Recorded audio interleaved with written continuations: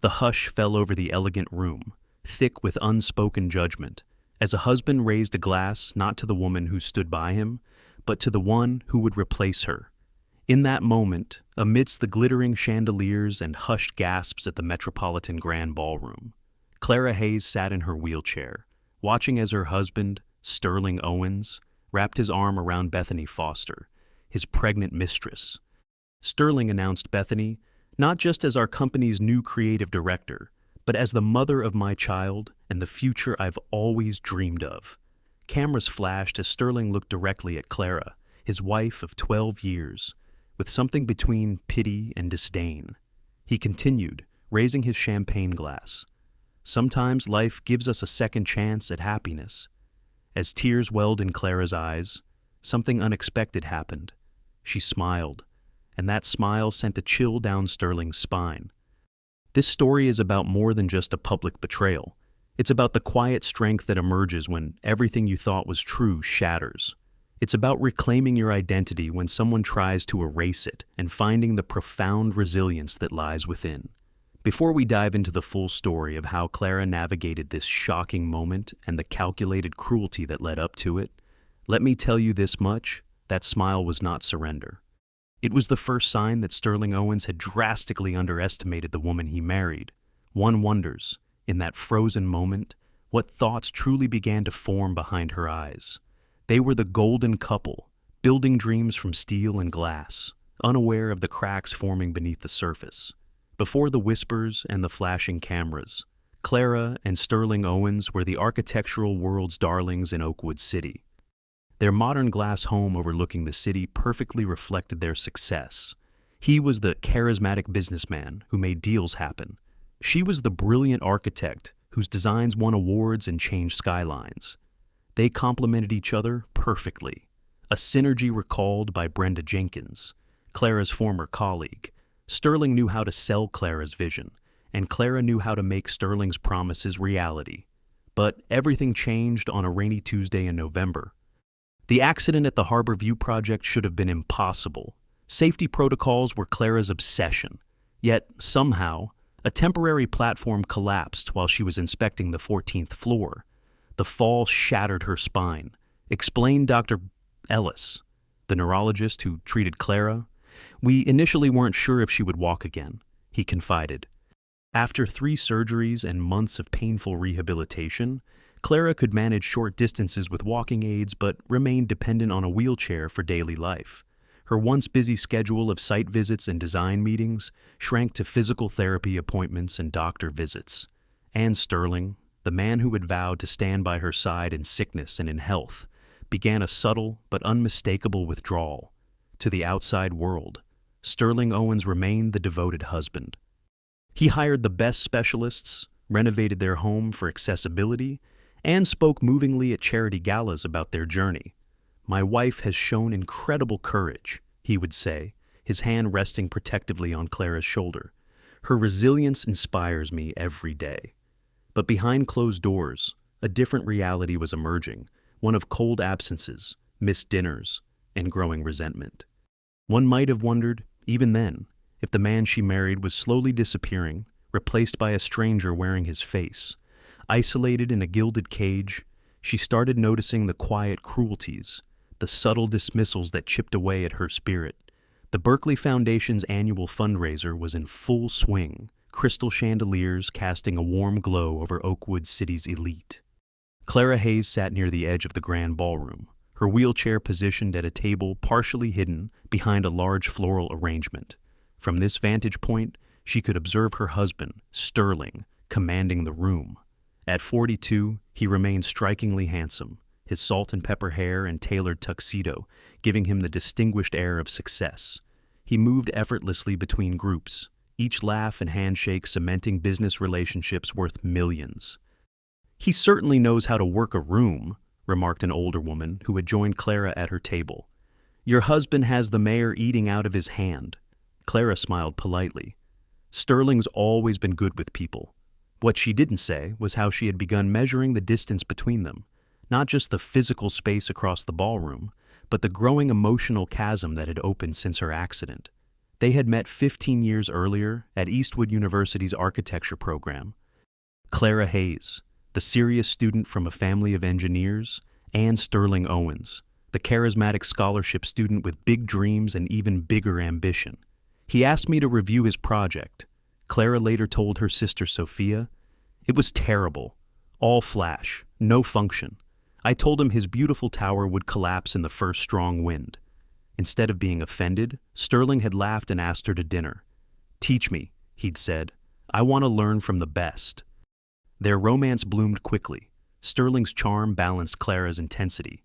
Her precision complemented his vision. By graduation, they were partners in every sense, launching Hayes and Owens designs with nothing but student loans and determination. Their early projects were small, but their reputation grew steadily. Clara's innovative designs prioritized sustainability and accessibility long before they became industry buzzwords. Sterling secured the clients and financing, his natural charisma opening doors that remained closed to many young architects. The watershed moment came 8 years ago, winning the commission for the Grove Project, a mixed-use development that transformed an abandoned industrial site into an award-winning green community. "The Grove put us on the map," Sterling often said in interviews. "That's when I knew we were going to change the world." Success brought wealth, recognition, and increasingly ambitious projects. The small firm expanded, becoming Owens Development Group. The name change, a subtle shift that Clara had initially resisted, but eventually accepted as good business. Their personal life seemed equally charmed. Weekends at their cabin in Pine Creek, vacations exploring architectural wonders across Europe and Asia, plans for children postponed repeatedly for just one more big project, until those conversations gradually faded. At the gala, Clara checked her watch. It was nearly 10 dollars, and Sterling had barely acknowledged her since their arrival. She watched as he chatted animatedly with Commissioner Evans, the city planning commissioner, whose approval they needed for their newest development. Clara's phone buzzed with a text from Sarah Chen. "Don't forget your 10 ppm medication. How's the gala surviving the small talk?" Clara smiled, grateful for her physical therapist's concern. Sarah was one of the few bright spots in her post-accident life. Tough during their sessions, but unfailingly supportive beyond them, watching Sterling work his magic. She typed back, "I'm practically invisible." "Their loss," Sarah replied immediately. "Want me to come kidnap you? I make a very convincing medical emergency." Clara chuckled, drawing a curious glance from her tablemate. "Tomorrow's session's still at 2. She texted back, "Yes, and wear comfortable clothes. We're trying something new." Clara was about to respond when she noticed Sterling approaching with Commissioner Evans. "And here's the creative genius behind our accessibility initiatives," Sterling announced warmly, his hand settling on Clara's shoulder with practiced affection. "My wife insists every Owens project must be accessible to everyone." Clara forced a smile. "It's just good design. Buildings should work for all people." "So admirable," the commissioner gushed. "Sterling was just telling me about your accident. Such a tragedy for someone so talented." Clara maintained her smile even as she registered Sterling's narrative at work, casting her as the inspiring tragedy, her career spoken of in the past tense. "I still consult on all our projects," Clara said firmly. "In fact, I've been working on some modifications to the Northwood proposal that I'd love to discuss with your office." The commissioner looked momentarily confused, glancing at Sterling, who smoothly interjected. "Clara likes to keep her hand in things when her health permits. Now, Jessica, about that height variance." And just like that, Clara was sidelined from her own project. She watched as Sterling guided the commissioner away, already deep in technical discussions that once would have been Clara's domain. Later that night, as their driver helped Clara into their modified SUV, Sterling checked his phone, his face illuminated by the screen's glow. "Mr. Beaumont wants to meet for breakfast before the board presentation," he said, not looking up. "I'll have Mrs. Gable bring your breakfast tray in the morning." "I could come to the presentation," Clara suggested. "It is our company." Sterling's smile was thin. "It's just financials. Terribly boring. Better you rest for your therapy session." At home, their modern mansion had been retrofitted with ramps and elevators after Clara's accident. What was once their showpiece of architectural innovation now felt to Clara like an elaborate cage. Sterling helped her into the elevator with practiced efficiency, supportive but distant, like a nurse with a patient. In their bedroom, he laid out her nightgown and medication while she wheeled herself into their accessible bathroom. Staring at her reflection, Clara noted the changes 3 years had wrought. Still beautiful at 39, but her face had thinned, dark circles permanent fixtures under her eyes. Her once athletic body, now altered by both injury and inactivity, felt like a stranger's. When she emerged, Sterling was already in bed, scrolling through his phone. Martinelli confirmed the investment, he mentioned without looking up. $30 million for the Meadowbrook development. That's wonderful, Clara said, struggling slightly as she transferred from her wheelchair to the bed. Sterling didn't move to help, something that once would have shocked her, but now felt routine. I'll be heading to Lakewood next weekend to finalize details, he continued. Just 2 nights, Clara nodded, noting another business trip added to Sterling's increasingly busy travel schedule. The Lakewood team could come here, she suggested. Or I could come with you. I haven't traveled in months. Sterling finally looked up from his phone, his expression a mixture of impatience and pity. Clara, be realistic. The logistics of traveling with your situation, it's complicated. The team needs my undivided attention. The words stung, but Clara had grown accustomed to such subtle dismissals. Of course, she said quietly. It makes sense. Sterling reached over and patted her hand, a gesture that felt more patronizing than affectionate. That's my practical girl. Now take your medication. You know how you struggle to sleep without it. Clara obediently swallowed the pills Sterling handed her, wondering when she had become someone who accepted these small humiliations without protest.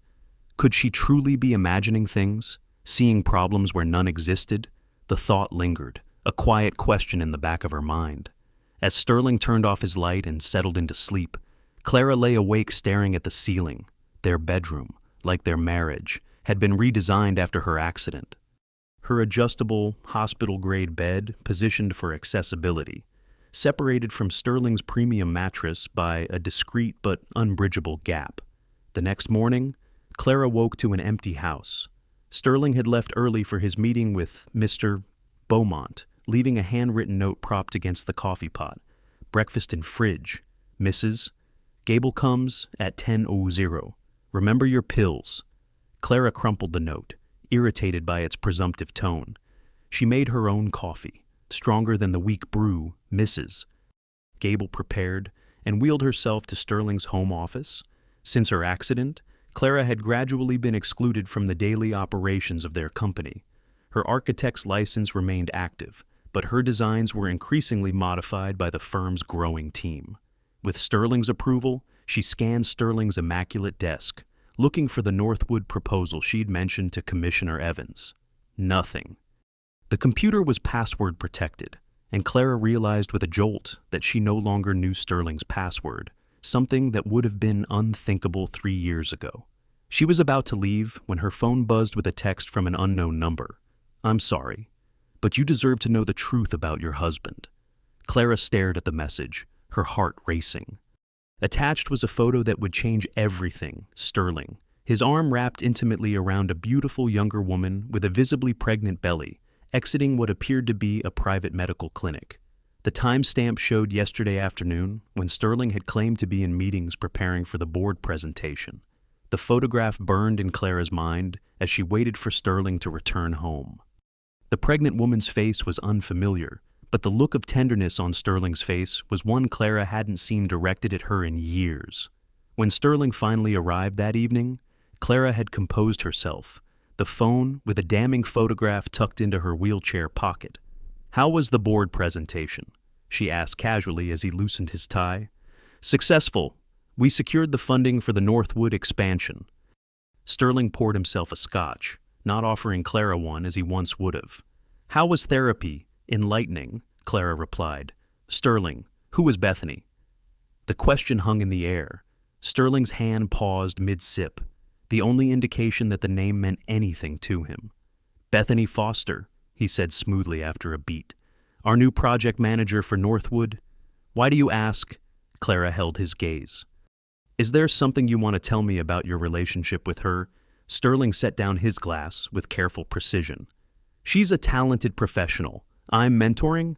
Clara, what is this about without a word? Clara took out her phone and showed him the photograph. Sterling's expression hardened, but he didn't appear particularly shocked. You're having me followed now. His voice was cold. Someone sent this to me. I don't know who. Sterling's laugh was humorless. And you immediately jumped to the worst conclusion. That's your problem. Clara, you've become so bitter. She's pregnant. Sterling. Yes, she is. And her husband is very excited about it. Sterling's lie was delivered with practiced conviction. I was accompanying her to her appointment because she felt faint at the office. As her mentor, I was concerned. Clara wanted to believe him. Part of her, the part that remembered the man who had once adored her, desperately needed his explanation to be true. Her husband, Clara repeated quietly. Mark Foster works for Goldman. You met him at the Christmas party. Sterling's details were specific, convincing. Is that really what you think of me, Clara? That I would be carrying on with a married pregnant woman? Put that way, it sounded absurd.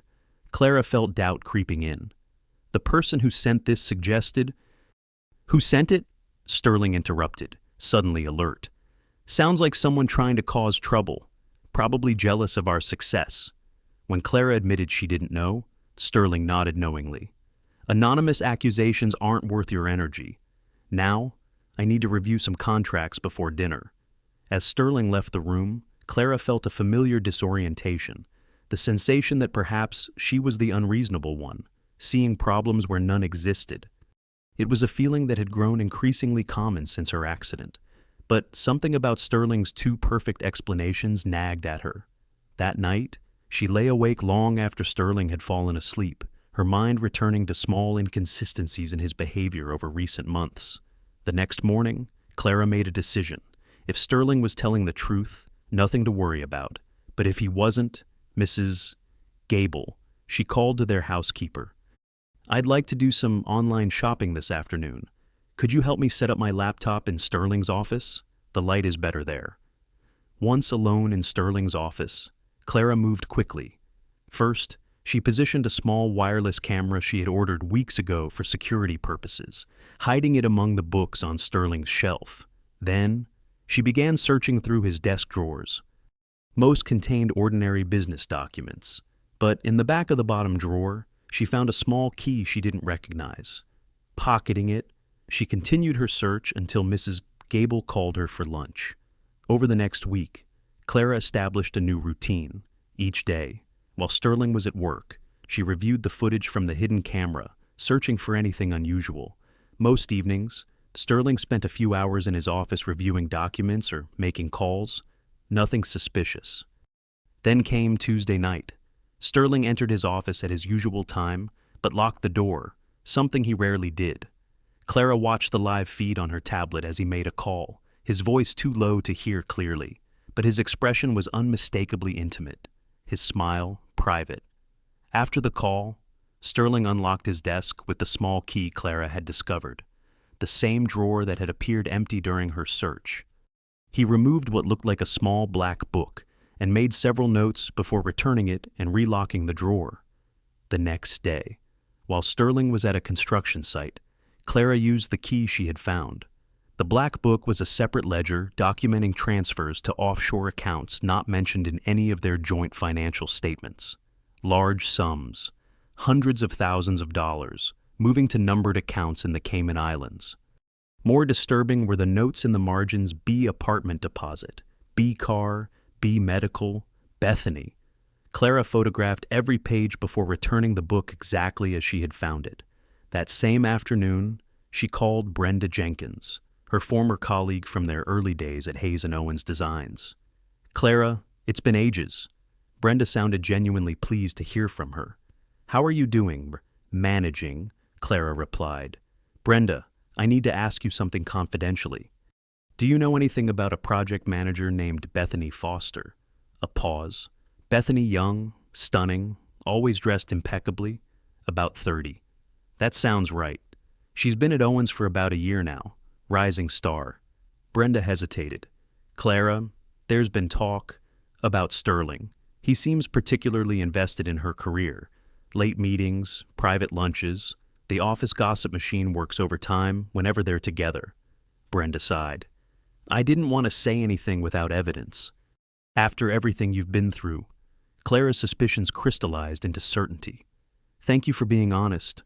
One more thing. Is she married to someone named Mark Foster? Brenda's laugh confirmed what Clara already knew. Bethany, no, she's definitely single. Makes a point of mentioning it. After ending the call, Clara felt a strange calm descend. The pain of confirmation was mixed with validation. She wasn't imagining things or being paranoid. That evening, she watched Sterling more carefully, noting how he checked his phone whenever it buzzed, the slight smile when reading certain messages. After dinner, he announced another business trip for the following week. 3 days in Portland for the Fairmont project, he said casually. How interesting, Clara replied, keeping her voice neutral. I thought the Fairmont presentation wasn't until next month. Sterling barely hesitated. They moved up the timeline. These developers are always impatient. Another lie. Clara had seen an email on Sterling's computer screen just that morning, confirming the Fairmont presentation for its original date.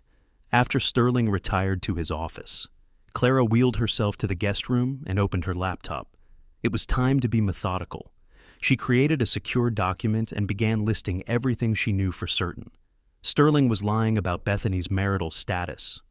He was transferring large sums of money to undisclosed accounts. Some of these funds appeared to be supporting Bethany. He was lying about his travel schedule. She needed more evidence, but her instincts told her this was just the beginning. The Sterling she had married would never have betrayed her this way. When had he changed, or had he always been capable of this deception? And she had simply been too in love to see it. She wasn't imagining things. It was real. The weight of that certainty settled over her, heavy but also strangely liberating. The web of deceit ran deeper than infidelity, touching every part of her life, even her own body. The next morning, Eleanor woke with a clear head and a decision. If Victor wanted war, she would need to be strategic about her response. Acting emotionally would only play into his narrative about her mental instability. She began with her medications. For months, she had accepted without question the pills Victor provided each morning and evening, a combination of pain management, muscle relax, and sleep aids prescribed by various specialists. Martina, she asked during their next therapy session, would you look at something for me? She showed Martina the collection of pill bottles from her bathroom cabinet. Mart examined each one carefully, her expression growing increasingly troubled. Eleanor, how long have you been taking this combination? About 8 months. Why? Martina pointed to 2 of the bottles. This muscle relaxant at this dosage would make anyone foggy and disoriented, and this one isn't typically prescribed for your type of injury anymore. It's known to cause memory issues and confusion in long-term use. A cold feeling settled in Eleanor's stomach. Victor manages my medication schedule. He says it's too complicated for me to track while I'm on them. Martina's face hardened. I think it's time you see a different neurologist, one you choose yourself. Dr. Sarah Winters, a neurologist recommended by Martina, reviewed Eleanor's medical history with growing concern. Mrs. Miller, several of these medications are contradicted for your condition, and the dosages are unusually high. She looked up from HT, who has been overseeing your prescription regimen. My primary physician, Dr.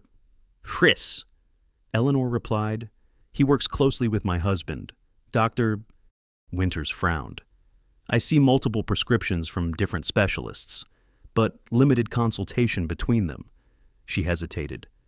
With your permission, I'd like to run some blood work and develop a more appropriate treatment plan.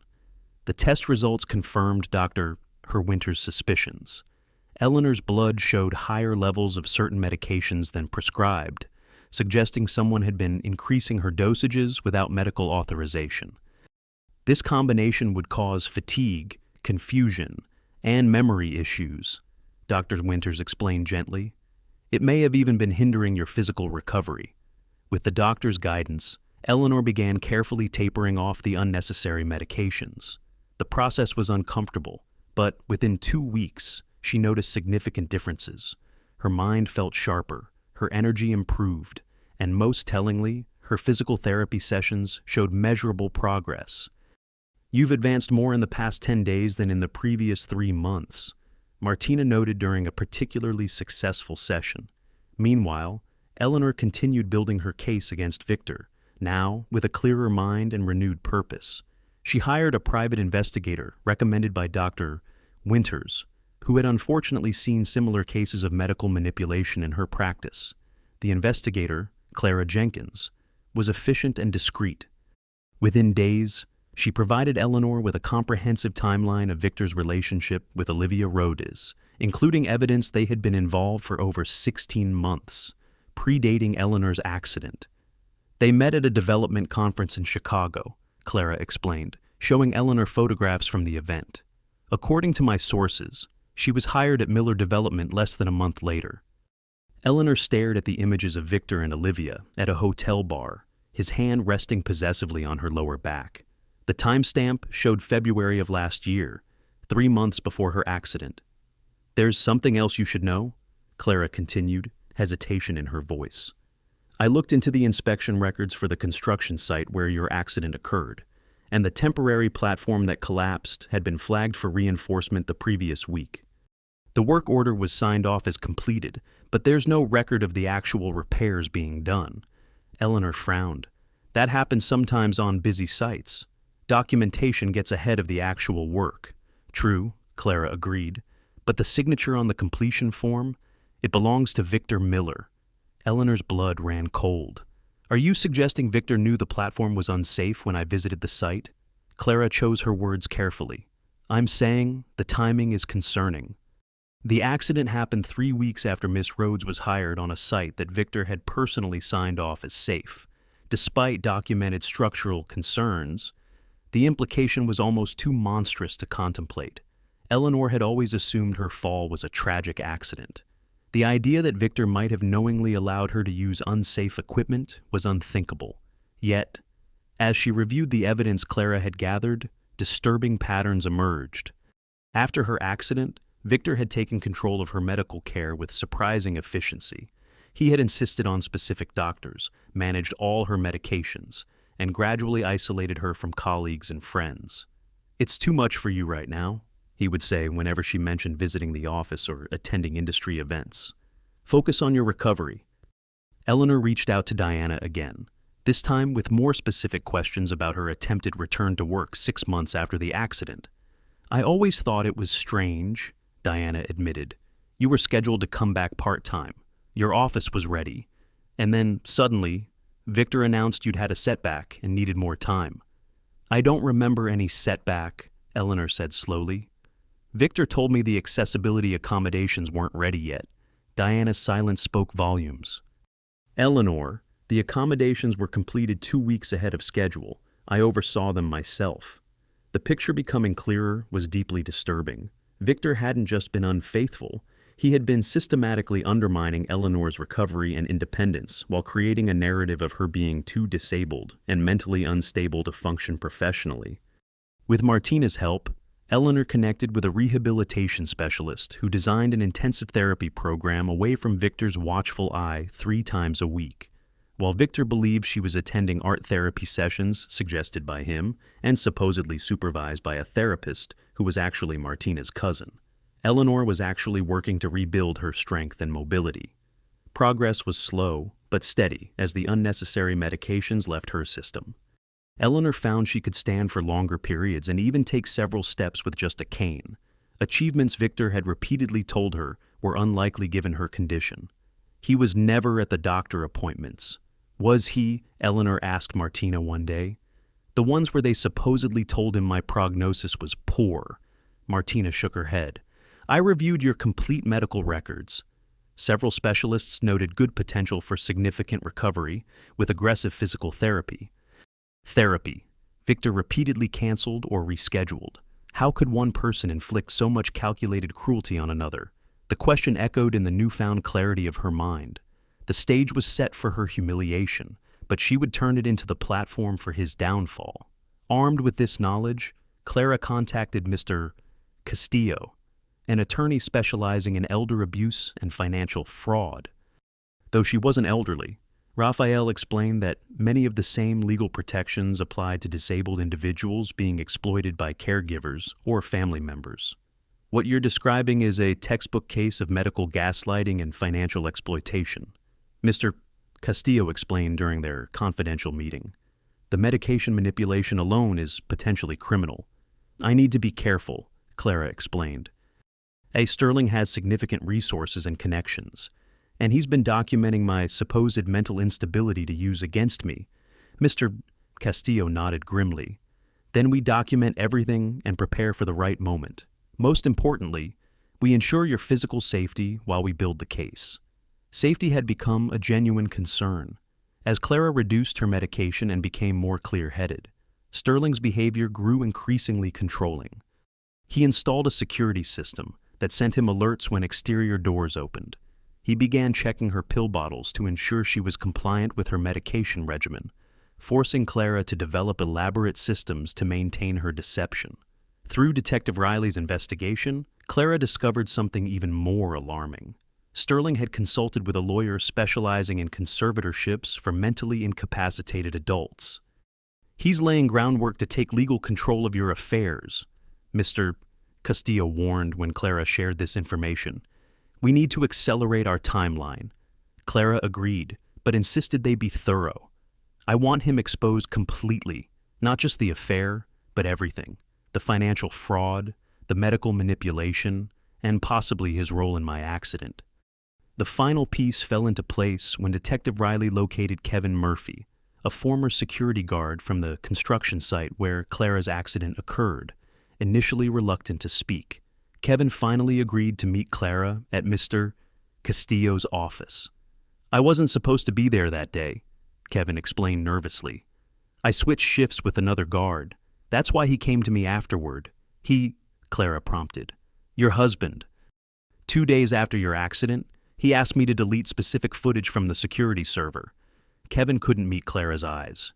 He said it showed you in a private moment, upset, crying, and he wanted to protect your dignity. Offered me $5,000 cash. Did you delete it? Mr. Castillo asked. Kevin nodded. But I'm not completely stupid. I made a copy first. Insurance. Never thought I'd need it. The footage, stored on an old flash drive Kevin had kept hidden, was grainy but clear enough. It showed Sterling on the construction site early on the morning of Clara's accident, examining the temporary platform. The timestamp was 6:42 a.m., almost 3 hours before Clara's scheduled inspection. More damning was the second clip from the same morning, Sterling speaking with the site foreman, pointing to the platform, then handing him an envelope. The foreman nodded, pocketed the envelope, and walked away. No work was done on the platform. Clara watched the footage in horrified silence. While it wasn't definitive proof that Sterling had intentionally caused her accident, it clearly showed he knew the platform was unsafe and did nothing to prevent her from using it. This crosses into potential criminal territory, Mr. Castillo said quietly. Negligence at minimum, attempted manslaughter at worst. Clara felt strangely calm as the final pieces aligned. We need copies of everything, secure copies Sterling can't access or destroy. As they developed their strategy, Clara learned from Brenda that Sterling was planning the company's annual gala, traditionally held at a hotel downtown, at their home instead.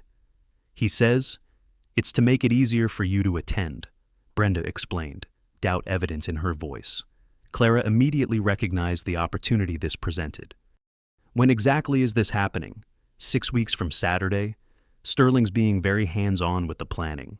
Through careful observation and strategic questions, Clara discovered the true purpose of hosting the gala at their home. Sterling planned to announce Bethany as both his new business partner and publicly introduce her as the mother of his child, effectively declaring his new future while Clara was present. It's breathtakingly cruel, Sarah Chen said when Clara shared this discovery. To humiliate you in your own home, in front of colleagues and friends. Clara's smile was tight. Actually, it's perfect.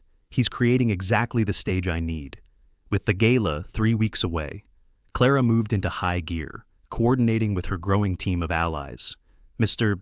Castillo prepared legal documents while Detective Riley gathered the final pieces of evidence they needed. Sarah intensified Clara's physical therapy, focusing on building the stamina she would need for what was to come. "We need to be methodical," Clara insisted during a strategy session in Mr. Castillo's office. "Sterling is expecting me to either break down or lash out. He's counting on emotional reactions he can use to support his narrative about my mental state." Mr. Castillo nodded approvingly. "The evidence we've gathered is compelling, but timing and presentation will be crucial." Clara had reconnected with her twin sister, Sophia Hayes, from whom she'd grown distant in recent years, a separation she now recognized as part of Sterling's systematic isolation tactics. "He always said, 'You were too busy with your cybersecurity projects to visit,'" Clara explained during their tearful reunion. Sophia's face hardened. "I tried to visit many times after your accident. Sterling always said you were too tired or in too much pain to see anyone." She squeezed Clara's hand. "I knew something was wrong when my birthday gifts to you went unacknowledged. We've never missed each other's birthdays." With her background in digital security, Sophia proved invaluable to their efforts. She helped Clara access Sterling's password-protected files, revealing a trove of incriminating information, emails discussing the offshore accounts where he'd hidden millions in company profits, correspondence with Bethany dating back to before Clara's accident, communications with doctors instructing them to emphasize Clara's limitations rather than potential recovery, research on medications known to cause cognitive impairment and confusion, detailed plans for the penthouse being prepared for Bethany, paid for with funds from their charitable foundation. "He's been embezzling from our foundation." Clara was stunned. The Hayes Foundation for Inclusive Spaces had been her passion project, funding ramps, elevators, and other modifications to make public spaces accessible to everyone. According to these records, he's diverted over $2 million in the past year alone, Sophia confirmed. Scrolling through financial documents, the money supposedly went to accessibility projects that were never completed. The depth of Sterling's betrayal seemed bottomless. Beyond the affair and medical manipulation, he had corrupted Clara's life's work, using funds meant to help disabled people to instead finance his new life with Bethany. Clara insisted on maintaining absolute secrecy as they prepared. She continued taking the placebos Sarah had prepared in place of her actual medications, allowing Sterling to believe she remained foggy and dependent. She feigned excitement about the upcoming gala, even offering suggestions for the menu and decorations. "I want everything to be perfect," she told Sterling with carefully calibrated enthusiasm. "It's been so long since I've been part of a company event." Sterling's smile didn't reach his eyes. "That's the spirit, Clara. It's important for everyone to see us together as a united front." The irony of his statement wasn't lost on Clara. 2 weeks before the gala, Clara met with Ms. Rossi, an investigative journalist known for her exposés on corporate corruption. Mr. Castillo had insisted on this connection, arguing that media coverage would provide an additional layer of protection. Once this is public, it becomes much harder for Sterling to retaliate or spin the narrative. Mr. Castillo explained. Ms. Rossi was instantly engaged by Clara's story. "This goes beyond a personal betrayal," she noted, reviewing the evidence. "The foundation fraud, construction safety violations, potential medical malpractice. It's systematic corruption with real victims." "I want to be very clear," Clara emphasized. "This isn't about revenge. It's about accountability and ensuring Sterling can't do this to anyone else." Ms. Rossi studied Clara carefully. "Your restraint is remarkable considering what you've endured." Clara's smile was tight. "I've had a lot of time to think while sitting in this wheelchair." As the gala approached, Clara worked with Sophia to ensure their technological preparations were flawless. Hidden cameras were strategically placed throughout the main level of their home. The presentation system Sterling planned to use for his company announcement was subtly modified to allow Clara to take control when needed. "He won't be able to shut it down remotely," Sophia assured her. "Once you initiate the sequence, it will complete regardless of what anyone does." Sterling remained oblivious to these preparations, interpreting Clara's increased energy as excitement about returning to social life. If he noticed she was taking slightly longer trips around the house in her wheelchair, or occasionally standing to reach something from a shelf, he didn't comment, perhaps assuming his gaslighting had been so effective that she wouldn't dare hope for substantial improvement. 1 week before the gala, Clara met with Inspector Rodriguez, a city building inspector who had reviewed the documents regarding safety violations at Sterling's construction sites. "These aren't minor oversights," Inspector Rodriguez confirmed, her expression grave. "We're talking about systematic disregard for basic safety protocols. If these allegations prove accurate, Owens' development could face significant penalties. I want this handled through proper channels," she insisted. "My personal situation aside, people's lives are at risk." The night before the gala, Clara sat in her studio, the one room in their home that remained truly hers. Once filled with architectural models and design plans, it now contained her careful documentation of Sterling's betrayal. Every piece of evidence was backed up in multiple secure locations, with copies in Mr. Castillo's possession, Sophia's encrypted servers, and a safe deposit box accessible only to Clara. Her phone buzzed with a text from Sarah Chen, "Everything in place for tomorrow." "Are you ready?" Clara looked at herself in the mirror.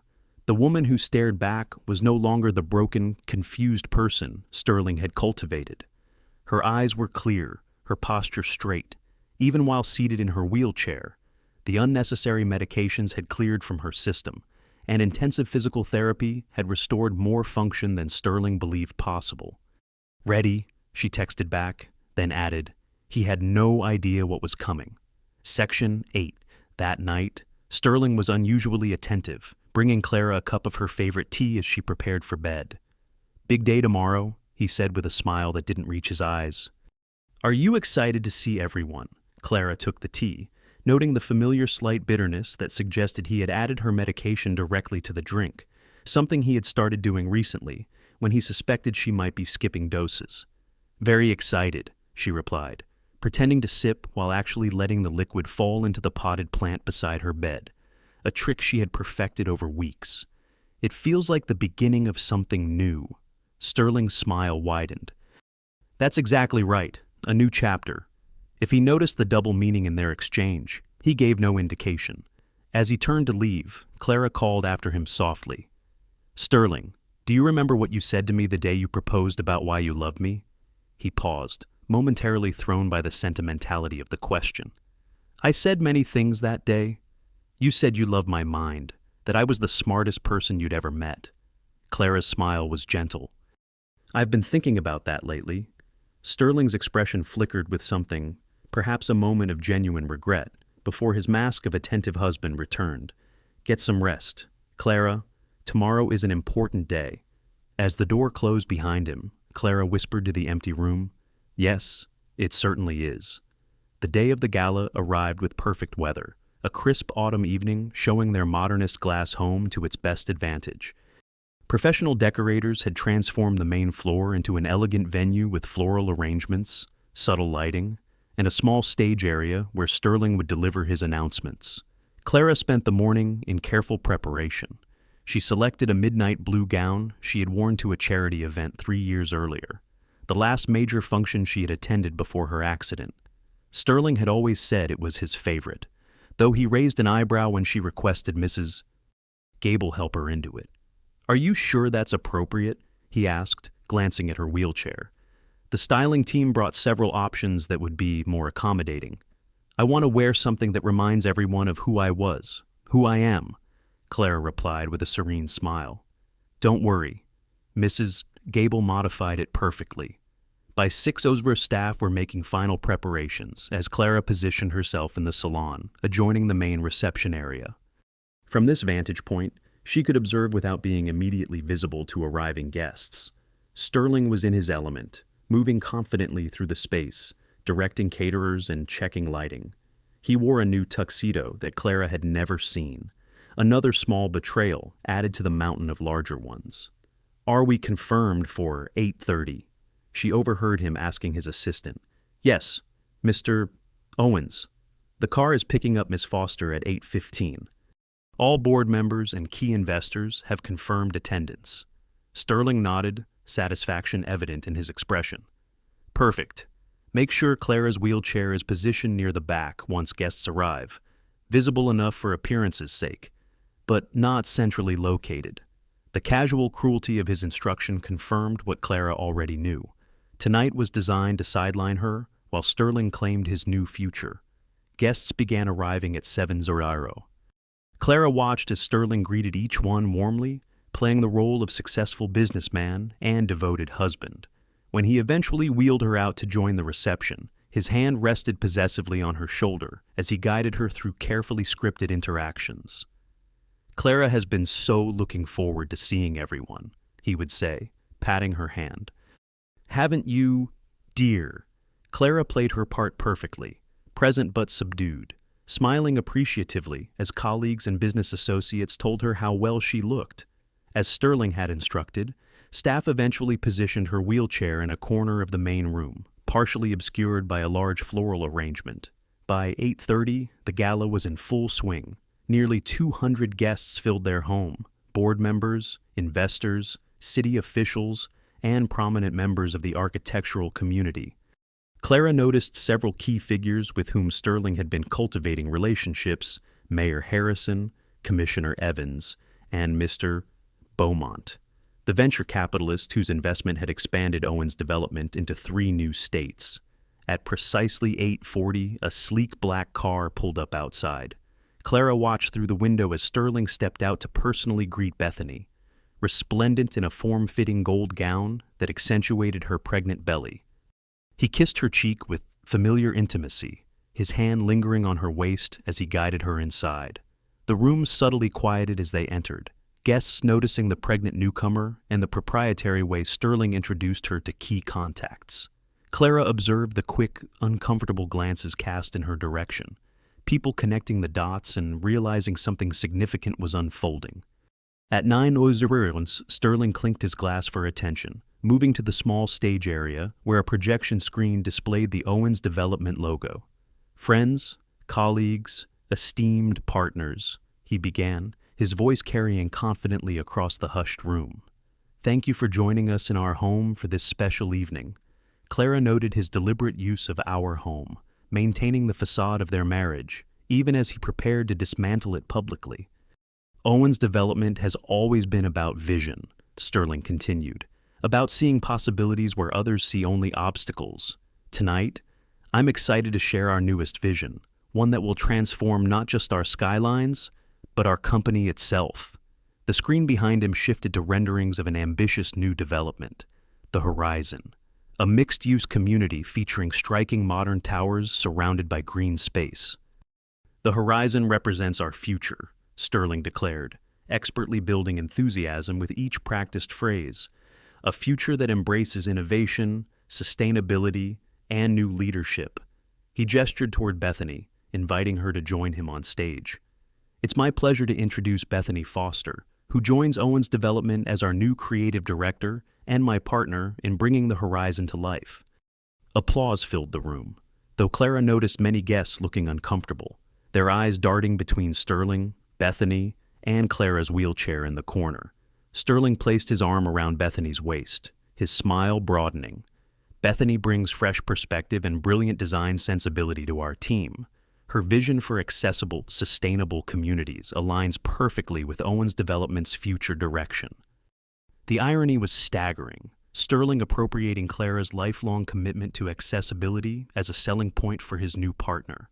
But tonight is about more than business announcements, Sterling continued, his voice softening to a tone Clara recognized as his most manipulative. It's about honesty and new beginnings. The room grew uncomfortably quiet as guests sensed what was coming. Life takes unexpected turns, Sterling said, looking directly at Clara for the first time that evening. Sometimes it brings challenges that change our path entirely. Clara maintained perfect composure, her face revealing nothing as Sterling continued his carefully crafted narrative. Clara's accident 3 years ago changed both our lives profoundly, he said, his expression a masterclass in performative compassion. Through her courage, She has shown what it means to adapt to difficult circumstances. Murmurs of agreement rippled through the audience, everyone appreciating the expected platitudes about her bravery. But life also brings unexpected joy. Sterling continued, turning to Bethany with undisguised affection. Sometimes, when we least expect it, we're offered a second chance at happiness.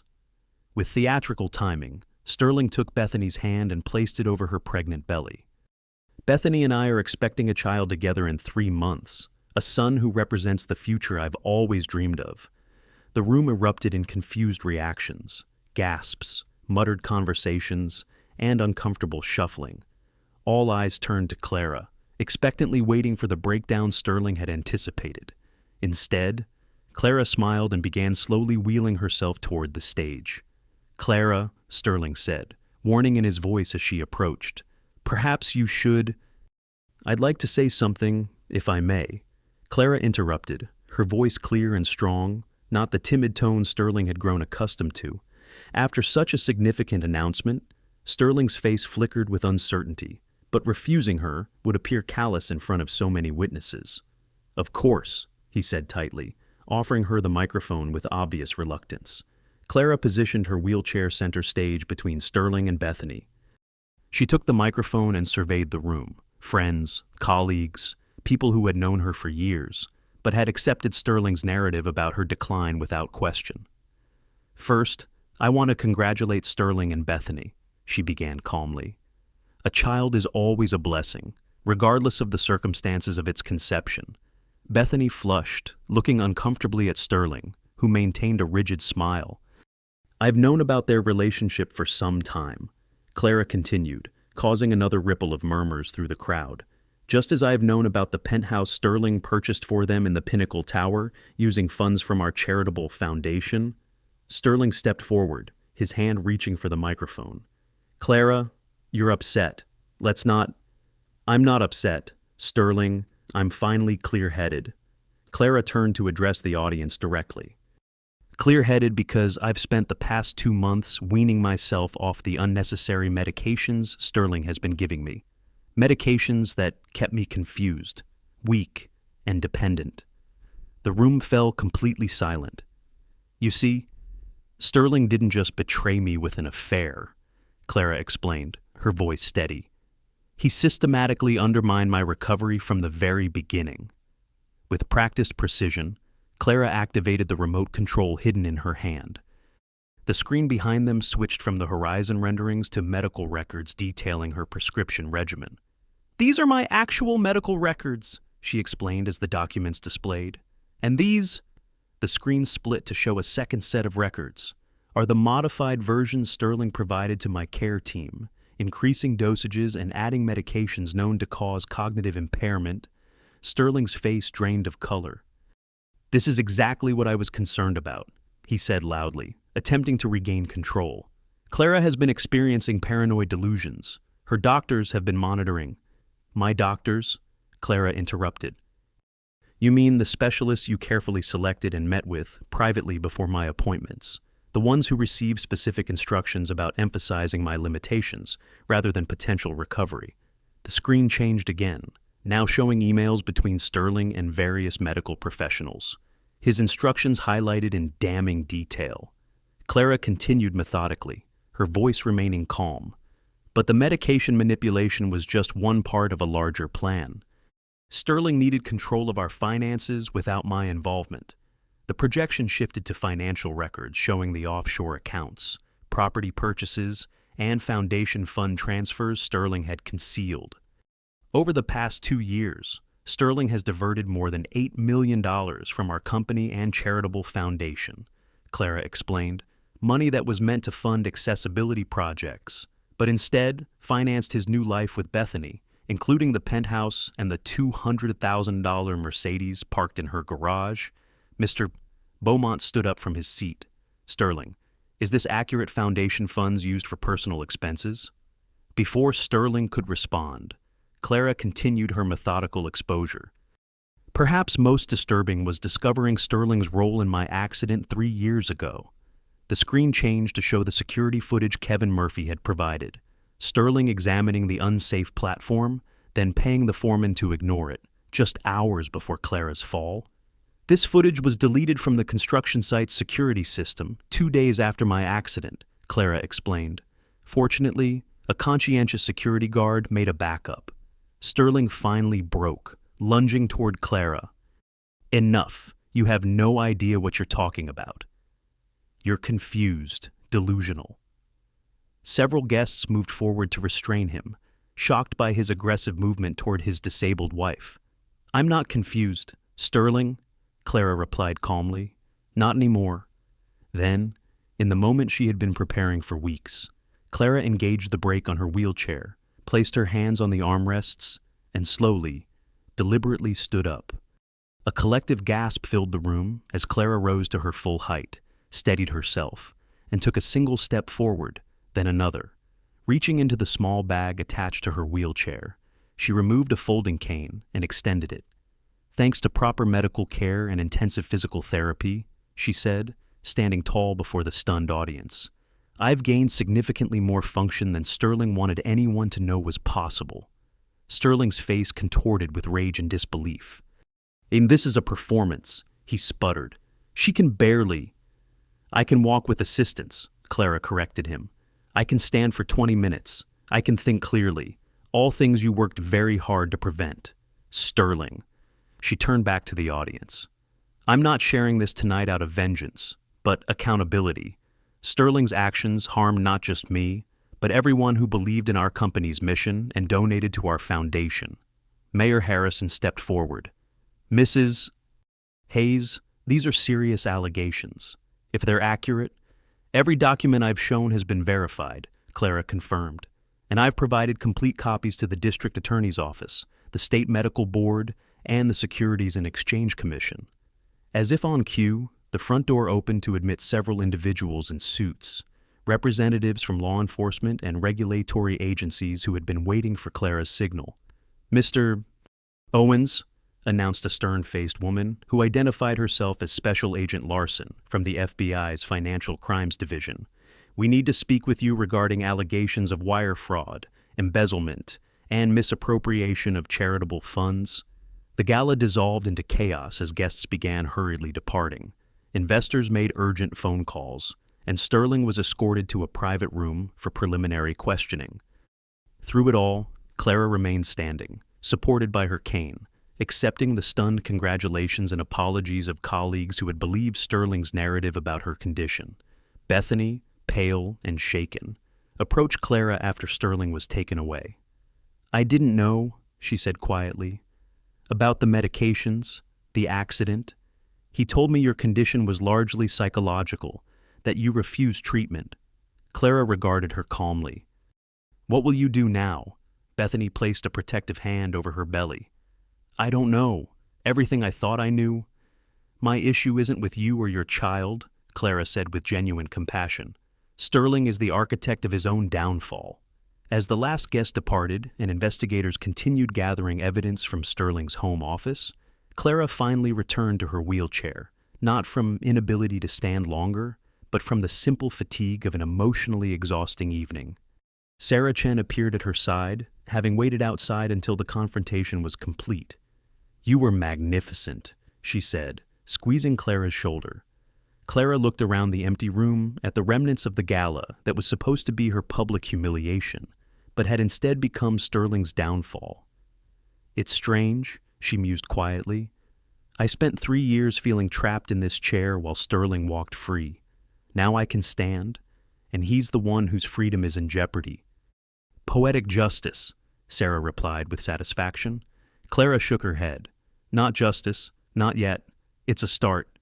1 month later. Mrs.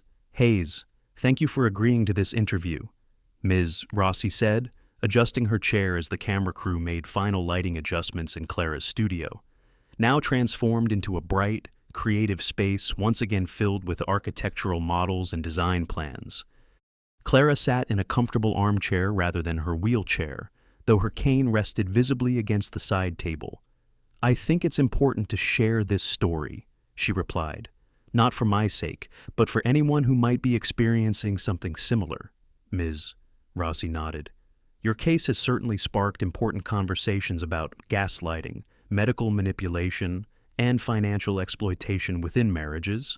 The interview that followed was comprehensive but dignified. Clara recounted the gradual realization of Sterling's betrayal, the evidence gathering, and her strategic approach to exposing him. Many people have called your Gala confrontation the perfect revenge, Ms. Rossi noted. How do you respond to that characterization?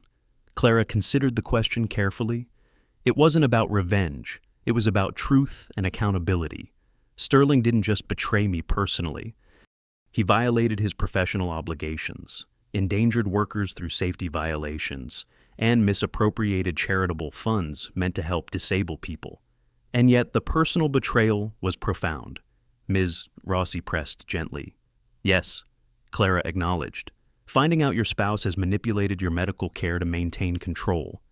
It's a violation that's difficult to describe, but focusing solely on the personal aspect minimizes the broader implications. The interview covered the ongoing legal proceedings against Sterling, who faced multiple federal charges for wire fraud, embezzlement, and financial crimes. The district attorney was still investigating whether charges related to Clara's accident could be supported by the available evidence. Sterling maintains his innocence regarding your fall, Ms. Rossi noted. He claims the security footage shows only routine site inspection and legitimate payment to the foreman. Clara nodded. The evidence isn't conclusive on that point, but the pattern of behavior afterward, taking control of my medical care, isolating me from colleagues, manipulating my medication, speaks volumes. After the camera stopped rolling, Ms. Rossi stayed for tea, curious about Clara's next steps. The foundation has been completely restructured, Clara explained. We've appointed a new board and implemented strict oversight protocols. Every dollar promised for accessibility projects will be delivered. And Owens Development, Ms. Rossi asked. Rename Chen Design Group, Clara said with a small smile. We're honoring all existing contracts, but shifting focus back to sustainable, accessible architecture rather than luxury developments. Across town, Sterling sat in his attorney's office, reviewing the mounting legal challenges he faced. Beyond the criminal charges, Clara had filed civil suits for medical manipulation and financial fraud. The SEC investigation had frozen most of his assets, and former business partners were distancing themselves rapidly. The plea deal is your best option, his criminal defense attorney advised. The financial evidence is overwhelming. Sterling's fall had been swift and complete. The luxury penthouse intended for Bethany had been reclaimed by the restructured foundation. His reputation was in tatters, former colleagues refusing his calls.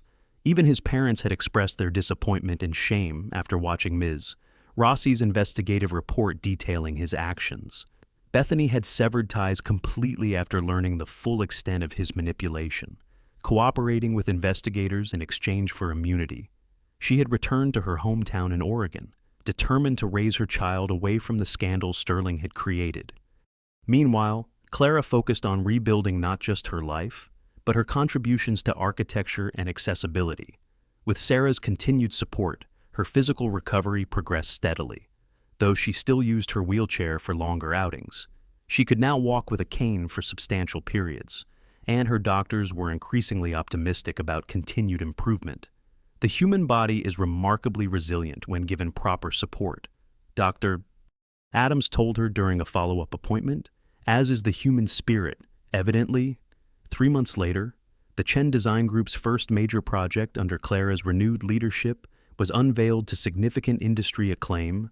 The Beacon Center, named with deliberate symbolism, was a rehabilitation facility specifically designed for patients recovering from spinal injuries and other mobility-limiting conditions. Every aspect of this building is designed to support recovery while maintaining dignity, Clara explained during the press conference. From the therapeutic gardens to the adaptable living spaces, our goal was to create an environment that acknowledges challenges without being defined by them. Sarah Chen, who had joined the Beacon Center as rehabilitation director, stood proudly beside Clara at the podium.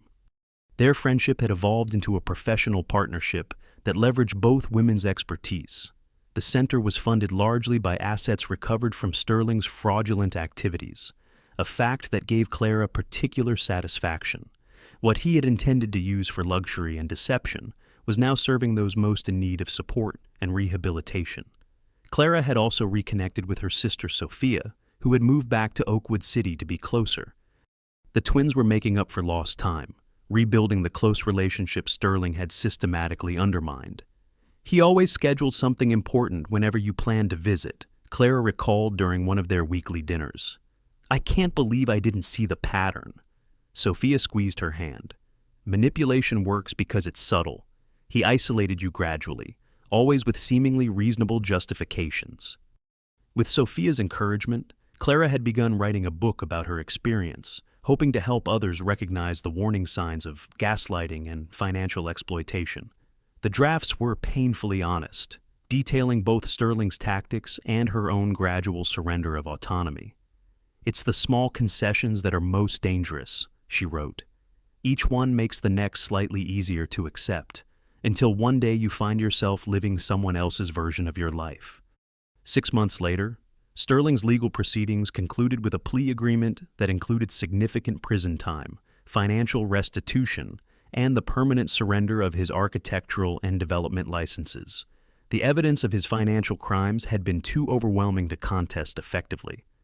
Though prosecutors ultimately couldn't prove beyond reasonable doubt that he had deliberately caused Clara's accident, the circumstantial evidence and pattern of behavior afterward had been damning enough in the court of public opinion.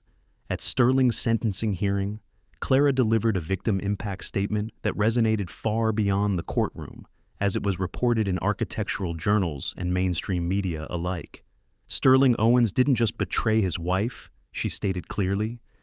"He betrayed his profession's ethical standards, his company's mission, and the trust of every person who believed in our commitment to creating spaces that empower rather than limit human potential." She concluded with words that many found unexpectedly compassionate. "I hope that during his incarceration, Mr. Owens will have time to reflect on the difference between success and significance, between building a fortune and building a legacy worthy of respect." After the hearing, reporters asked how she felt about the sentence. "Justice isn't about vengeance," Clara replied thoughtfully. "It's about accountability and restoration. The funds Sterling stole are being returned to the foundation and will support accessibility projects for years to come. That matters more than the specific length of his sentence." 1 year later, the architectural award ceremony at Grand Central Auditorium represented Clara's full return to professional prominence. As she made her way to the podium, walking slowly but independently with her cane, the standing ovation acknowledged not just the innovative accessible housing project being honored, but her personal journey of resilience. "Architecture has always been about problem solving," she began her acceptance speech, "about recognizing constraints and finding beauty within them, not despite them." Clara glanced toward the front row, where Sarah and Sophia sat beaming with pride alongside Brenda and other colleagues who had helped rebuild Chen Design Group from the ashes of Owens' development. "My experience has deepened my understanding of how profoundly our physical environments affect our sense of capability and independence," she continued. "Good design isn't about accommodating disability. It's about recognizing the full spectrum of human ability and creating spaces where everyone can thrive." The housing project being honored, built on the very site where Sterling had planned his luxury development, incorporated universal design principles that made it accessible without appearing institutional.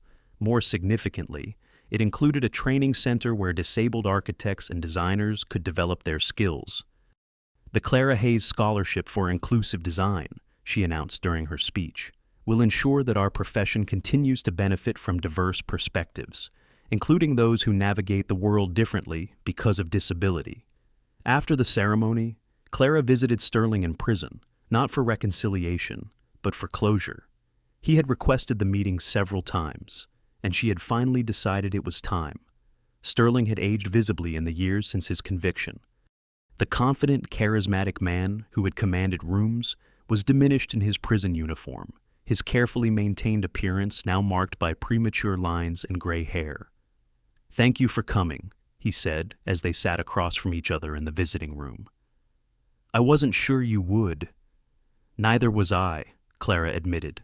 An uncomfortable silence stretched between them before Sterling spoke again. "I've had a lot of time to think about what I did to you. To us." Clara regarded him steadily. "And I destroyed something valuable," he said slowly. "Not just our marriage, but the partnership we had built, the vision we shared." Clara nodded, but offered no absolution. "Why did you do it, Sterling?" "Was I not enough after the accident?" Sterling seemed genuinely pained by the question. "It wasn't about you not being enough. It was about me not being enough. When you were injured, everyone saw me as the devoted husband caring for his disabled wife. It gave me a role, an identity that brought admiration. But secretly, you resented it." Clara finished for him. "Yes," he admitted quietly. "And once I started down that path with Bethany, maintaining both lives required more and more deception. The medications gave me control when I felt I was losing it." His honesty, while too late, was at least something. Clara stood to leave, noting how Sterling's eyes widened slightly at seeing her walk independently. "You look well," he said. "The physical therapy must be working." "It is," Clara confirmed, "though it would have worked better years ago, without your interference." As she prepared to depart, Sterling asked the question she had anticipated. "Can you ever forgive me?" Clara considered carefully before answering. "Forgiveness isn't something you're owed, Sterling. It's something I might eventually grant myself. The freedom to move forward without carrying the weight of what you did." She left the prison feeling lighter, not because of any reconciliation with Sterling, but because she had faced him on her own terms, standing on her own strength. That evening, Clara sat in the garden of her new home, a thoughtfully designed space that accommodated her varying mobility needs while expressing her aesthetic sensibility. She had sold the glass mansion with its painful memories, and designed this more modest, but far more personal residence. As twilight gathered, she reviewed plans for Chen Design Group's newest project, a mixed-use development featuring intergenerational housing, workspaces, and recreational areas, all designed with universal accessibility principles. Her phone buzzed with a text from Sarah. Beacon Center just admitted its 100th patient. Celebration dinner tomorrow. Clara smiled, thinking about how much had changed in a year. Sterling had intended it to be her public humiliation and his triumphant new beginning. Instead, it had become the catalyst for her rebirth and his downfall. She still used her wheelchair sometimes when fatigue or pain required it. She had come to see it not as a symbol of limitation, but as a practical tool that expanded her capabilities. Her disability remained a reality, but no longer defined her identity or constrained her potential. Most importantly, she had reclaimed not just her career and independence, but her voice, using it now to advocate for others who might be vulnerable to manipulation and control. "Yes to dinner," she texted Sarah back, "and yes to celebration. We have much to be grateful for." As darkness fell, Clara looked up at the stars becoming visible above her garden. The path forward wasn't perfect or easy, but it was hers to determine. And after everything, that freedom was the sweetest victory of all. Perhaps, thinking about Clara's journey, we might all consider the quiet battles fought unseen, and the strength found in speaking one's truth. If this story resonated with you, if you've ever witnessed or experienced moments that tested your own resilience, consider sharing your thoughts in the comments below. Your insights might help someone else recognize a similar situation. And if you'd like to hear more stories of courage, accountability, and overcoming life's unexpected turns, subscribe to our channel and ring the notification bell.